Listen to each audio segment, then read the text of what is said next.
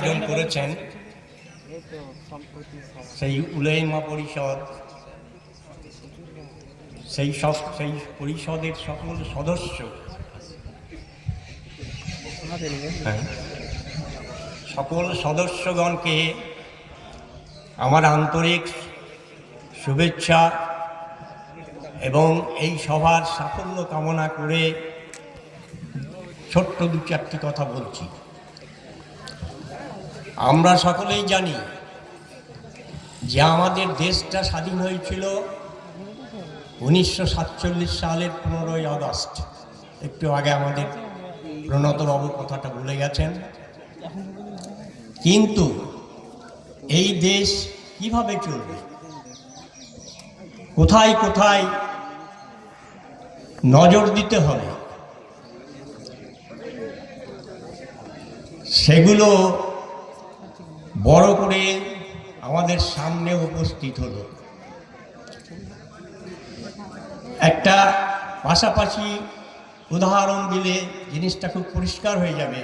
একটা বিদ্যালয়, যে বিদ্যালয়ে থাকেন প্রধান শিক্ষক, অন্যান্য শিক্ষক এবং ছাত্রছাত্রী সহ, কিন্তু এই বিদ্যালয়টা কিভাবে চলবে তার জন্য দরকার হয় একটা টাইম টেবল, রুটিন, অর্থাৎ বিভিন্ন বিষয়ের কোনটার প্রতি কেমন গুরুত্ব দিতে হবে সেসব বিস্তৃত আছে, আমি সেসবের মধ্যে যাব না।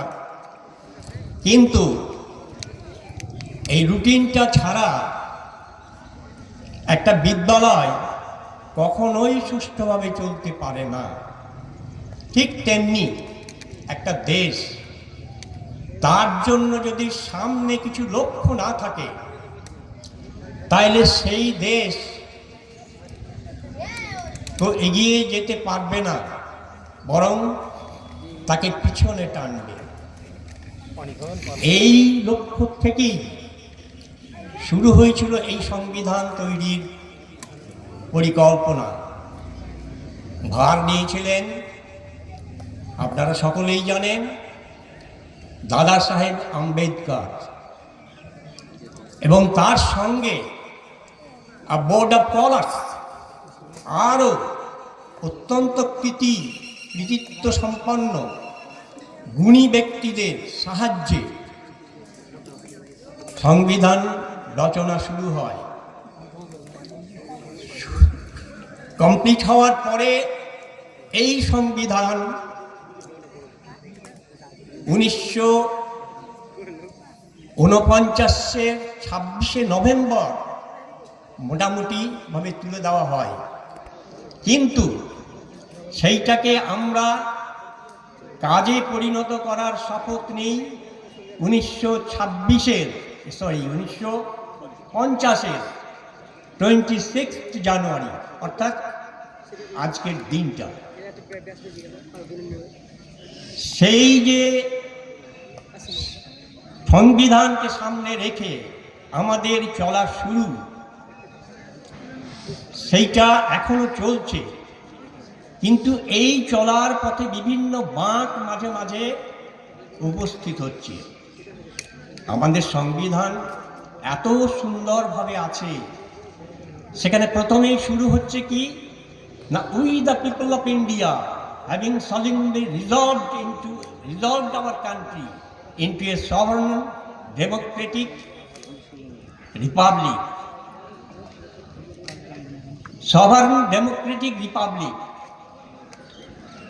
অর্থাৎ গণতান্ত্রিক প্রজাতন্ত্র। কিন্তু পরবর্তীকালে 1975 সালে এইখানে প্রস্তাবনার মধ্যে আরো দুটি শব্দ ইনক্লুড করা হয়। সে শব্দ দুটি হচ্ছে সেকুলার অ্যান্ড সোশ্যালিস্ট।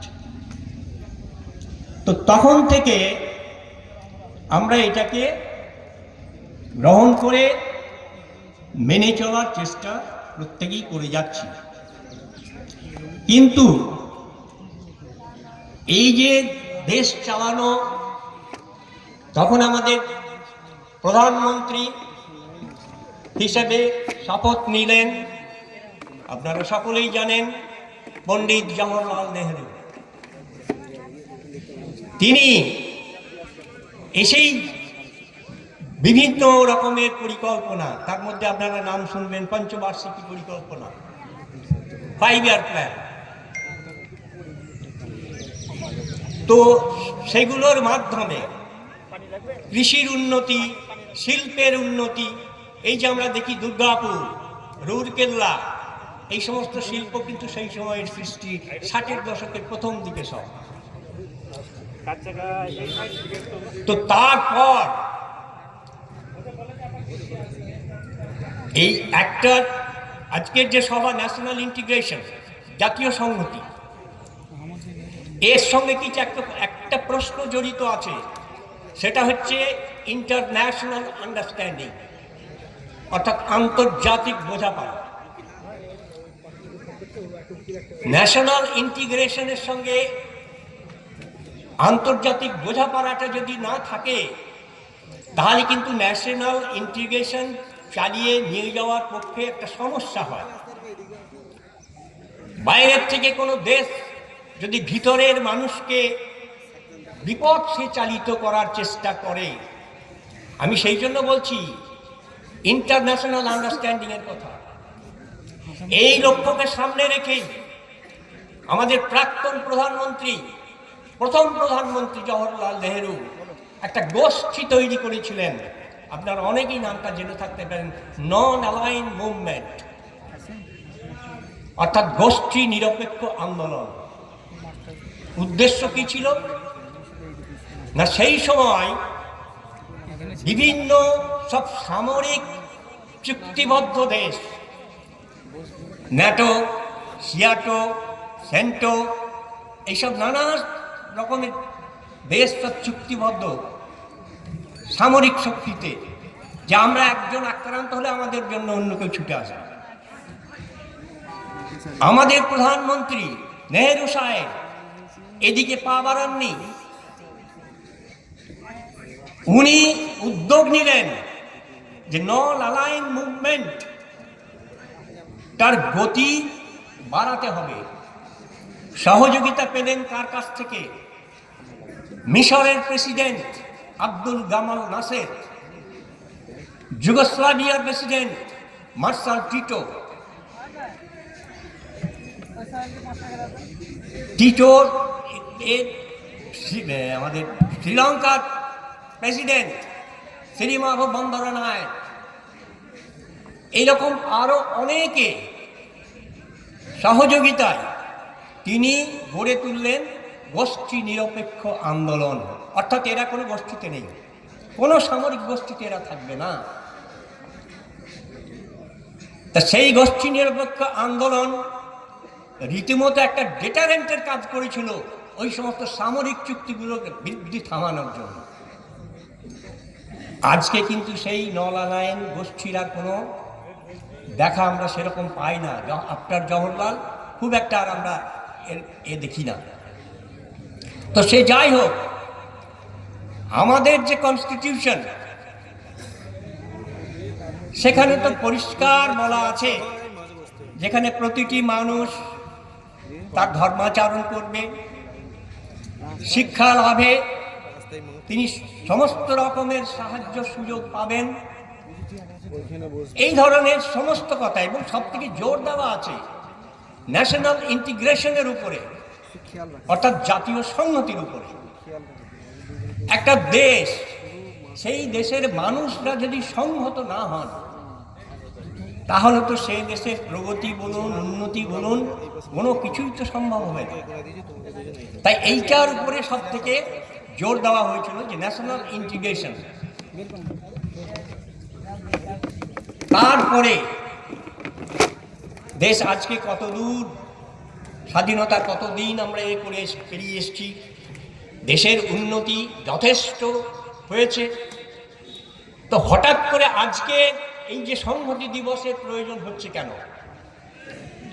একটাই কারণ, লক্ষ্য করা যাচ্ছে যে দেশের সংহতিতে চির ধরার একটা চেষ্টা হচ্ছে, কিন্তু এইটাকে আমাদের থামাতে হবে। এবং এই ক্ষেত্রে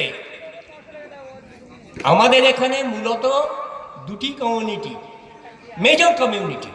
সেটা হচ্ছে একটা যারা হিন্দু ধর্মে বিশ্বাসী, আর একটা যারা ইসলামিক ধর্মে, অর্থাৎ ইসলাম তাদের প্রভু। ভগবান আমাদের তো হিন্দুদের আপনারা জানেন অনেক দেবদেবী আছে এবং সব ভাগ ভাগ আছে। আমাদের এখানে বৈষ্ণবরা আছেন, এরা শ্রীকৃষ্ণকেই আরাধ্য দেবতা বলেই মানে, আরও যে সকলকে অবজ্ঞা করেন তা কিন্তু নয়। তেমনি এই যে সংহতি, এইটা রাখতে গেলে আমাদের কিন্তু প্রত্যেককেই, যে ধর্মেরই হোক, যে ভাষারই হোক, তাদেরকে এক হয়ে যদি আমরা কাজ করি, সংহত অবস্থায় আমাদেরকে কেউ বিপদগামী করতে পারবে না। এই ভূমিকাটা, সদর্থক ভূমিকাটা কিন্তু আমাদের পালন করতে হবে প্রত্যেককে। এটা শুধু যে কোনো একটা কমিউনিটির উপর চাপিয়ে দিলে কিন্তু হবে না। সেখানে মেজরিটিদের যেমন দায়িত্ব আছে, মাইনরিটিদেরও যেমন দায়িত্ব আছে, সকলেরই দায়িত্ব আছে। আর আজকের যুগে দেখুন, একটা জিনিস আপনারা সকলেই জানেন, এই যে আনরেস্ট মানে অস্থিরতা, ভারতবর্ষে না হয় বুঝলাম দুটো কমিউনিটির মধ্যে সম্প্রীতি না হলে পরে অস্থিরতা বাড়বে, কিন্তু আপনি একটু দূরের দিকে যান,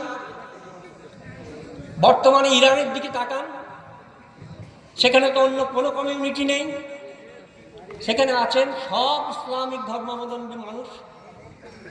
সেখানে কি হচ্ছে এখন আমি বিস্তৃত মধ্যে যাব না, কিন্তু কি হচ্ছে আপনারা দেখতে পাচ্ছেন সকলেই। এখনো পর্যন্ত যে আন্দোলনটা এখনো হচ্ছে, রুলিং যিনি আছেন তার বিরুদ্ধে, এতে মোর অর লেস 30,000 ক্যাজুয়ালিটি মারা গেছে।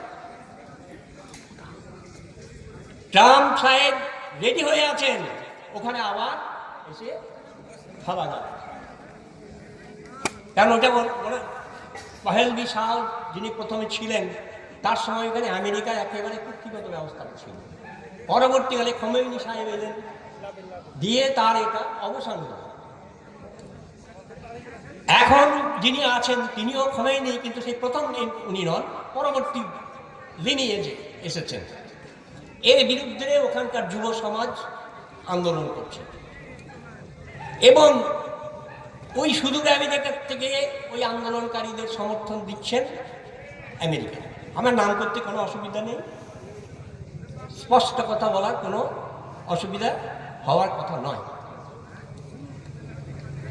তো এই রকম দেখুন, ইরানের কথা একটা বললাম, আমাদের পার্শ্ববর্তী পাকিস্তান দেখুন, বালুচরা সেই প্রথম থেকে লড়াই করে যাচ্ছে স্বাধীনতার জন্য। কেন? তোমাদের তো একটাই ইসলামিক ধর্ম, তোমাদের ইসলামের পূজারী, তাহলে তোমাদের মধ্যে বিভক্তি আসছে। এটা হচ্ছে এই মানে বলতে পারেন এই যুগের একটা বৈশিষ্ট্য। তো এইগুলোকে আমাদের স্মরণে রাখতে হবে যে, আর আমাদের দেশ তো ইউনিটি ইন ডাইভার্সিটি, এটা তো আমরা জ্ঞান হওয়ার থেকে শুনে আসছি। আমার জন্ম যদিও স্বাধীনতার পর আগে, পুরো 2 বছর আগে জন্ম, 1945-এর অগাস্ট, আর 1947-এর অগাস্টে আমরা স্বাধীনতা লাভ করেছি। অর্থাৎ পরাধীন ভারতবর্ষে আমার জন্ম, কিন্তু আমি মানুষ, শিক্ষা দীক্ষা সমস্ত কিছুই আমার স্বাধীন ভারতে। তো এই যে আজকে প্রশ্নটা দেখা দিচ্ছে, এইটার দিকে আমাদের সকলকে সজাগ থাকতে হবে। কিন্তু ও আমার ধর্মের, ও আমার কমিউনিটির, ও আমার বিশ্বাসের, অতএব ও যা করছে করুক, ওটাকে এড়িয়ে যাওয়াই ভালো।